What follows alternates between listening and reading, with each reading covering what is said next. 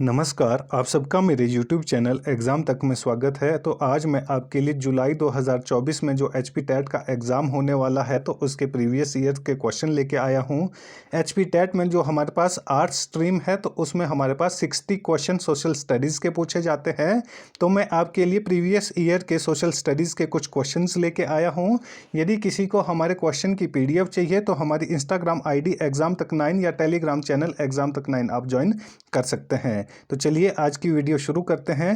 हमारा पहला प्रश्न है, सुरक्षा परिषद में कुल कितने सदस्य हैं? तो आपको पता होना चाहिए कि जो सिक्योरिटी काउंसिल है ये किसका पार्ट है, तो ये यूएनओ का पार्ट है, यूनाइटेड नेशन ऑर्गेनाइजेशन।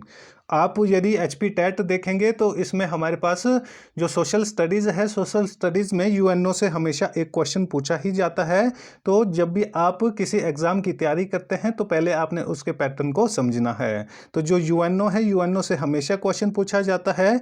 यहाँ पर जो क्वेश्चन पूछा जाता है कि यूएनओ की स्थापना कब की गई थी, तो यूएनओ की स्थापना 24 अक्टूबर 1945 को की गई थी। तो जो यूएनओ है, यूएनओ का पार्ट क्या है, तो यूएनओ का पार्ट ही हमारे पास सिक्योरिटी काउंसिल है। तो यहाँ पर जो हमारे पास क्वेश्चन पूछा गया है वो पूछा गया है कि सुरक्षा परिषद में कुल कितने सदस्य हैं, कि जो सिक्योरिटी काउंसिल है तो उसके टोटल मेंबर कितने हैं।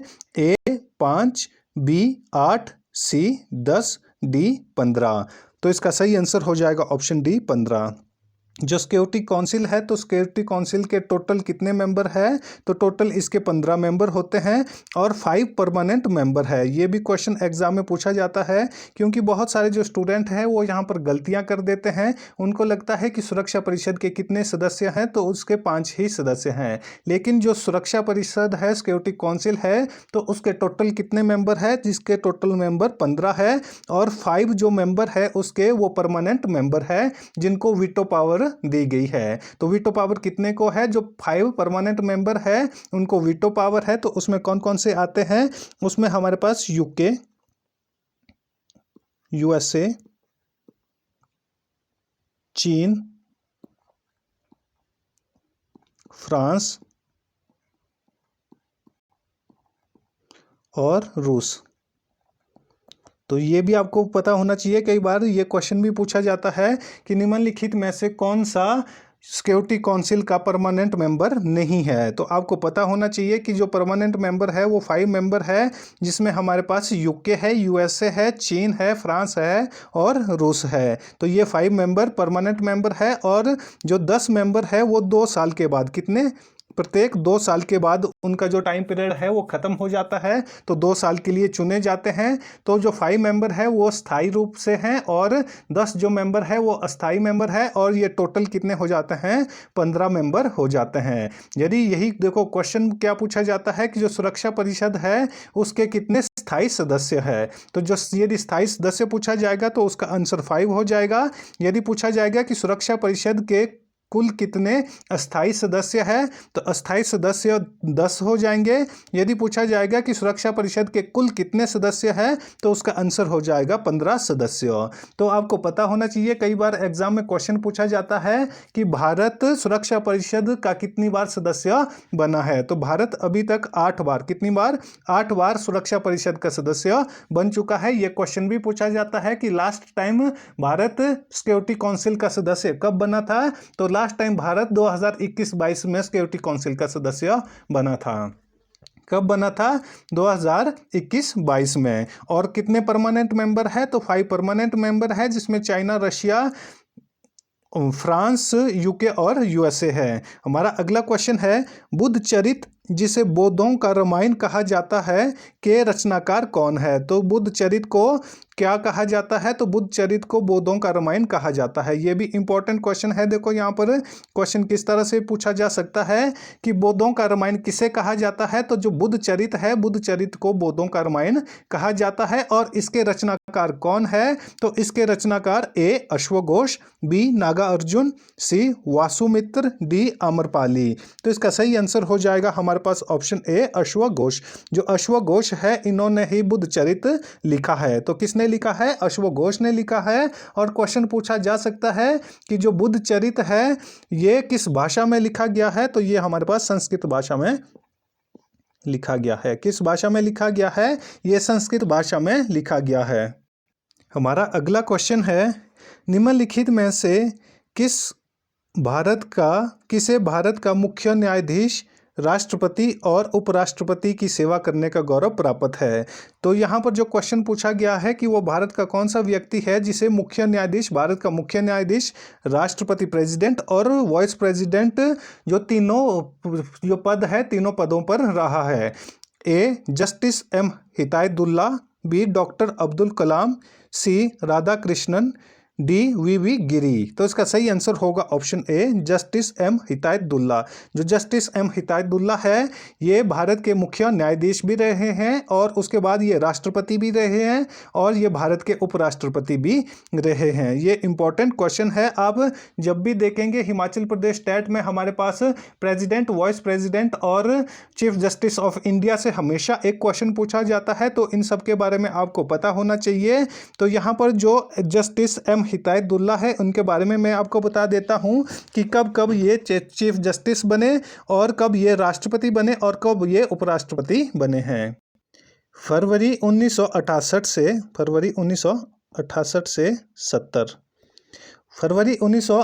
से 1970 तक ये मुख्य न्यायाधीश, भारत के मुख्य न्यायाधीश बने थे और उसके बाद ये भारत के 6ठे वाइस प्रेसिडेंट बने थे। कितने नंबर के? 6ठे नंबर के वाइस प्रेसिडेंट बने थे। कब से कब तक?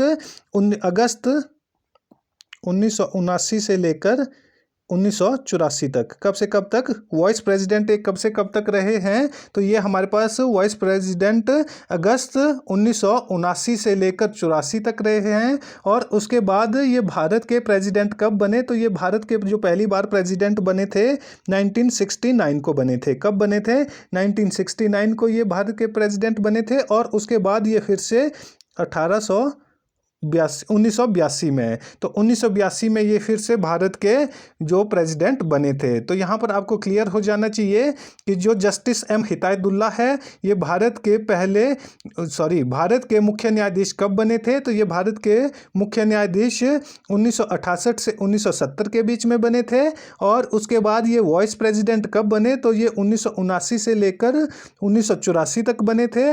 और उसके बाद ये भारत के प्रेसिडेंट पहली बार कब बने थे? तो भारत के प्रेसिडेंट ये पहले 1969 में बने थे और उसके बाद 1982 में ये भारत के प्रेसिडेंट बने थे। तो इसके बारे में आपको क्लियर हो जाना चाहिए। जैसे डॉक्टर अब्दुल कलाम है, तो डॉक्टर एपीजे अब्दुल कलाम भारत के प्रेसिडेंट कब बने थे? तो ये भारत के प्रेसिडेंट 2002 से 2007 तक बने थे।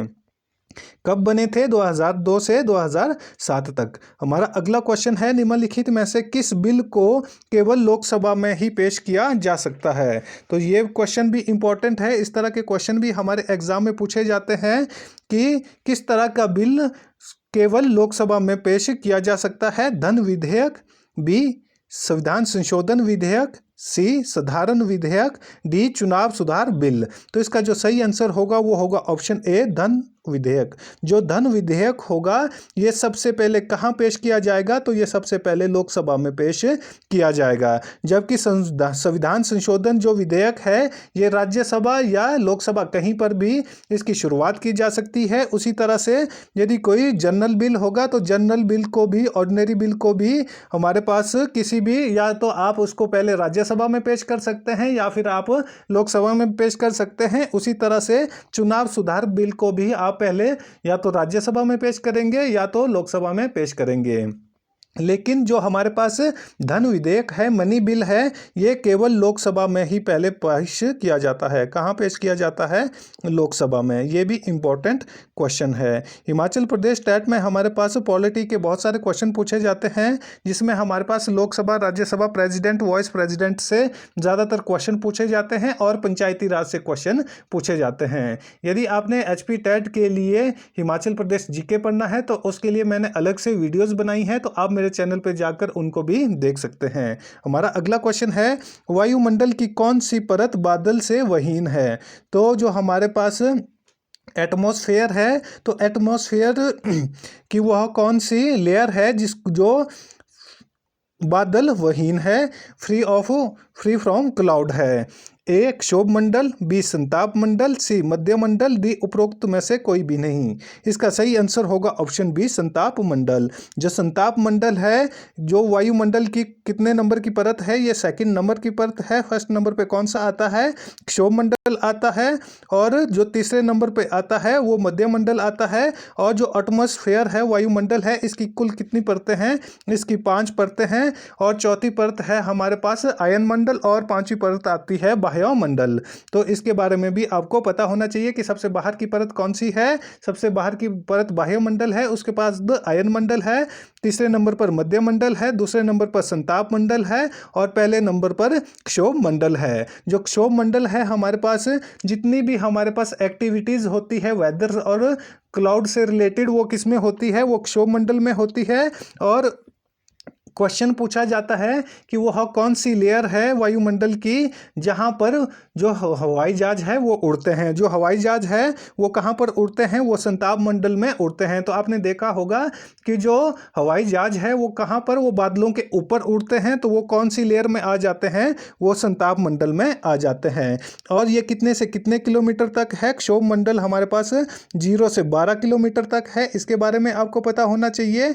और जो हमारे पास सेकंड लेयर है, सेकंड लेयर कौन सी है, सेकंड लेयर हमारे पास संताप मंडल है। तो संताप मंडल की जो हमारे पास लेयर है, ये कहां से कहां तक है, ये हमारे पास 12 किलोमीटर से लेकर 50 किलोमीटर तक है। कहां से कहां तक है, ये 12 किलोमीटर से लेकर 50 किलोमीटर तक है। और जो तीसरी लेयर है हमारे पास, वह 50 से लेकर 80 किलोमीटर तक है। कहाँ से कहाँ तक है, जो मध्य मंडल है ये 50 से 80 तक है। और सेकंड जो फोर्थ लेयर है वो हमारे पास 80 से 200 मीटर तक है, और 200 से ये हमारे पास 800 मीटर तक है।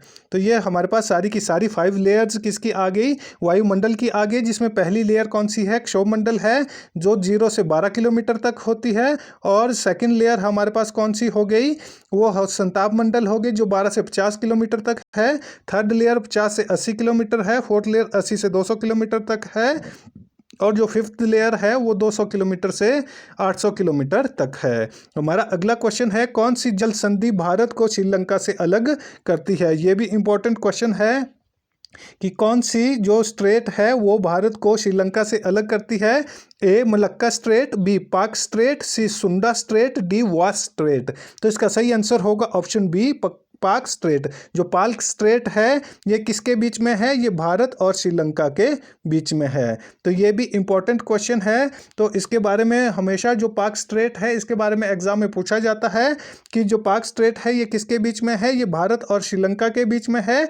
और जो मलक्का स्ट्रेट है ये किसके बीच में है, ये मलाया पेनिनसुला और इंडोनेशिया के बीच में है। किसके बीच में है, मलाया पेनिनसुला और इंडोनेशिया के बीच में है। और जो सुंडा स्ट्रेट है, तो सुंडा स्ट्रेट किसके बीच में है, जो इंडोनेशिया का एक शहर है जिसका नाम क्या है, जावा। तो ये जावा और हिंद महासागर के बीच में है। और जो वास स्ट्रेट है, तो वास स्ट्रेट किसके बीच में है, ये ऑस्ट्रेलिया और तस्मानिया के बीच में है। किसके बीच में है, ऑस्ट्रेलिया और तस्मानिया के बीच में है। तो ये सारे के सारे के बारे में आपको पता होना चाहिए। हमारा अगला क्वेश्चन है, शेष कश्मीर को शेष भारत से जोड़ने वाला दर्रा कौन सा है। जो कश्मीर है, कश्मीर को भारत से जोड़ने वाला दर्रा कौन सा है।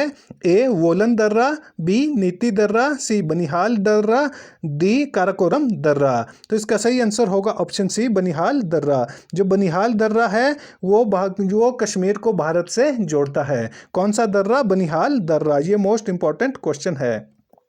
यहाँ से जो क्वेश्चन है वो इस तरह से भी पूछा जा सकता है कि बनिहाल दर्रा कहाँ पर है, तो बनिहाल दर्रा जम्मू कश्मीर में स्थित है। हमारा अगला क्वेश्चन है, कर्क रेखा निम्नलिखित में से किस राज्य से होकर गुजरती है। तो आपको पता होना चाहिए कि जो कर्क रेखा है वो कितने डिग्री पर स्थित है, वो 23.5 डिग्री पर स्थित है।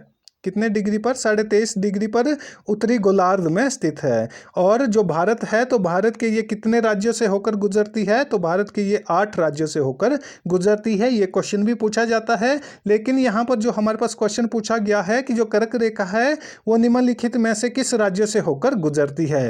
ए हिमाचल प्रदेश, बी महाराष्ट्र, सी उड़ीसा, डी राजस्थान। तो इसका सही आंसर हो जाएगा ऑप्शन डी राजस्थान। जो कर्क रेखा है ये किस राज्य से होकर गुजरती है तो ये हमारे पास राजस्थान राज्य से होकर गुजरती है। ना तो ये हिमाचल प्रदेश से गुजरती है, ना ही महाराष्ट्र से और ना ही ओडिशा से। तो इसके बारे में आपको पता होना चाहिए कि 8 राज्य कौन कौन से हैं। सबसे पहले हमारे पास गुजरात है, गुजरात के बाद हमारे पास आता है राजस्थान, राजस्थान के बाद आता है मध्य प्रदेश, मध्य प्रदेश के बाद आता है छत्तीसगढ़, छत्तीसगढ़ के बाद आता है झारखंड, झारखंड के बाद आता है पश्चिम बंगाल, पश्चिम बंगाल के बाद आता है त्रिपुरा और त्रिपुरा के बाद आता है मिजोरम। देखो क्वेश्चन क्या पूछा जाता है, वहां पर आपके पास इसी तरह से 4 स्टेट दिए हुए होंगे और उनको अरेंज करने के लिए आता है, वहां पर लिखा होगा हमारे पास ईस्ट टू वेस्ट या तो वेस्ट टू ईस्ट। तो आपको पता होना चाहिए कि जो मैंने आपको एक लाइन में बताया, सबसे पहले गुजरात आ गया,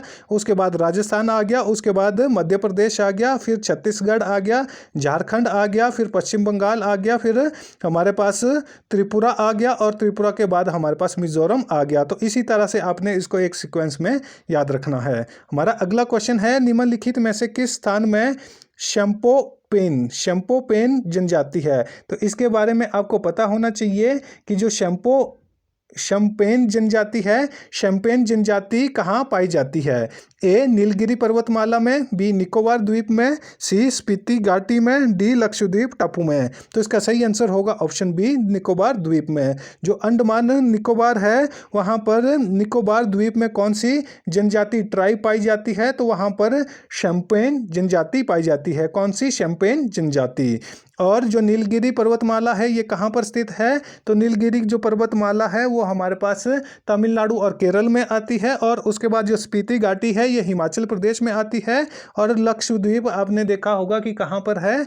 तो जो हमारा अगला क्वेश्चन है, जिला परिषद पंचायती राज प्रणाली का खालिस्तान स्तर है।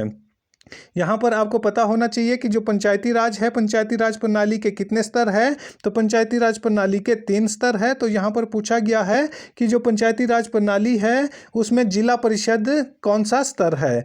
ए पहला स्तर, बी दूसरा स्तर, सी तीसरा स्तर, डी उपरोक्त में से कोई नहीं। तो इसका सही आंसर होगा ऑप्शन सी तीसरा स्तर। जो जिला परिषद है ये पंचायती राज प्रणाली का कितने नंबर का स्तर है, ये तीसरे नंबर का स्तर है। सबसे पहले हमारे पास ग्राम पंचायत आता है। कौन सा स्तर आता है, तो सबसे पहले हमारे पास ग्राम पंचायत आता है। तो उसके बारे में आपको पता होना चाहिए कि ग्राम पंचायत कौन सा स्तर है। तो ग्राम पंचायत हमारे पास पहला स्तर है।